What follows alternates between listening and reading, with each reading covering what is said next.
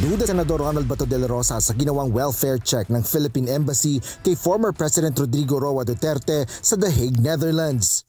Aniya, paanong makapagsasagawa ng legal na welfare check ang mga taong hirap makasunod ng tama sa lehitimong proseso ilang buwan lang ang nakararaan? Sa privilege speech ni Senador de la Rosa sa Senate plenary session, hindi pa nito napigilang itago ang kanyang emosyon sa sinapit ng dating Pangulo.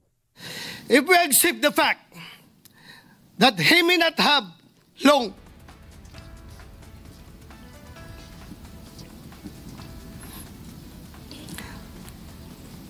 I hope with all my heart that he leaves this world not in the presence of officials who visit him on the pretext of a pseudo welfare check, but instead in the company of the people he loves.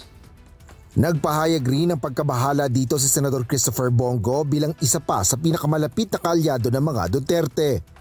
Ako po'y lubusan pong nababahala sa isinagawang welfare check ng mga personnel ng embahada sa the Netherlands kay dating Pangulong Duterte. This action, whether lacking transparency and coordination with the immediate family members or for whatever reason, may undermine the integrity of our diplomatic services.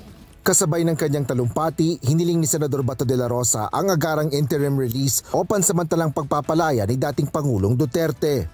Let us at least take up proposed Senate Resolution number 18 or resolution expressing the sense of the Senate strongly urging the Philippine government to advocate before the International Criminal Court for the interim release of former President Rodrigo Roa Duterte in a form of house arrest arrangement in a residence in The Hague, the Netherlands.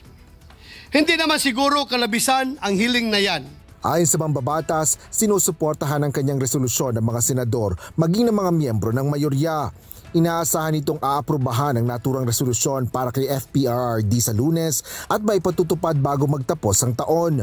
Kapag napalaya na si Duterte, kung maaari rin anya ay sa Davao City na lang ito ilagay sa house arrest. Asher Cadapan Jr., UNTV News and Rescue. Diyos ang aming sandigan, serbisyo publiko ang aming pinahalagahan.